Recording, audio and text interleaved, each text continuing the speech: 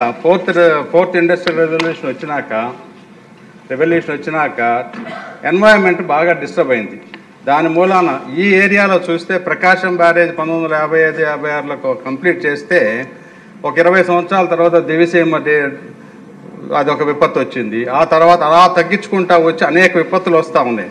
అది ముఖ్యంగా ఏంటంటే ఫ్లడ్ ప్రోన్ ఏరియా గుర్తించినాక సింపుల్గా ఇప్పుడు ఏం చెప్పారంటే ప్రణాళిక తయారు చేస్తున్నాం అన్నారు. ఆ ప్రణాళికకి ఆల్రెడీ మనకి మొన్న వచ్చిన ఫ్లడ్ అయ్యి 7 నెలలు అయిపోయింది.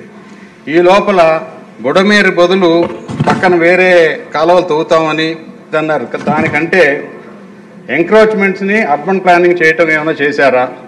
ఇన్ఫ్రాస్ట్రక్చర్ ఫెయిల్యూర్ మూలాన జరిగింది అని మొన్న అందరూ చెప్తా ఉన్నారు. అర్బన్ ప్లానింగ్ని ఎన్ఫోర్స్మెంట్ చేస్తున్నామని చేయట్లేదా?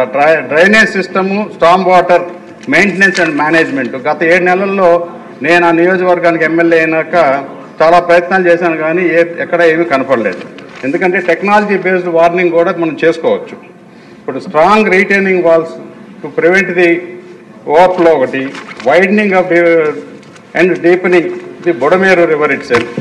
అయితే గ్రీన్ బఫర్ జోన్స్ కానీ, new check dams and diversion channels కానీ ఇవేవీ చేస్తున్నట్లుగా నాకు కనపట్లేదు. అది కాకుండా మనం చరిత్ర నుంచి చూసుకుంటే మన ఆంధ్రప్రదేశ్లో శ్రీకాకుళం, విజయనగరం, విశాఖపట్నం, ఈస్ట్ గోదావరి, వెస్ట్ గోదావరి, కృష్ణా, గుంటూరు, నెల్లూరు, ప్రకాశం డిస్ట్రిక్ట్స్లో ఎప్పుడు కూడా ఫ్లడ్ ప్రోన్ ఏరియా కింద మన హిస్టరీ చెప్తా ఉంది.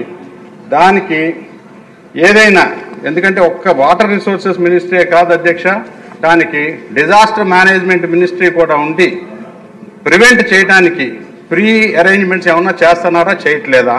ఈ ఇద్దరూ కూడా కోఆర్డినేషన్ చేసుకుని చేయకపోతే ప్రతిసారి మళ్ళీ నిద్రాహారాలు పోయి కొంత ప్రాణ నష్టం, ఆస్తి నష్టం. మొన్న కూడా 6,000 కోట్ల రూపాయల దాకా నష్టపోయి ఉన్నారు.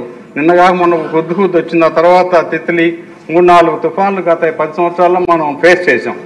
డిజాస్టర్ మేనేజ్మెంట్ వాళ్ళు కూడా ఎన్డీఆర్ఎఫ్ ఉంది, నేషనల్ డిజాస్టర్ ఫోర్స్, వాళ్ళంతా కూడా వాడుకొని కొంత మనం ప్లాన్ చేస్తే కానీ ఎప్పుడు ఏం జరుగుతుంది? ఎందుకంటే ఏ టెక్నాలజీ కూడా సైక్లోన్ వెలాసిటీని కానీ డైరెక్షన్ కానీ మార్చడానికి లేదు. అది ఎట్టి పరిస్థితుల్లో వచ్చి తీరుద్ది. ఎప్పుడు వస్తుంది అనేది చాలా తక్కువ టైమే తెలుస్తుంది.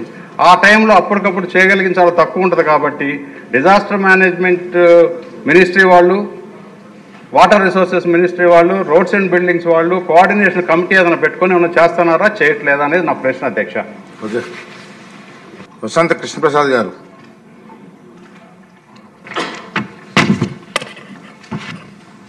ధన్యవాదాలు అధ్యక్ష. ఈరోజు బుడమేరు మీద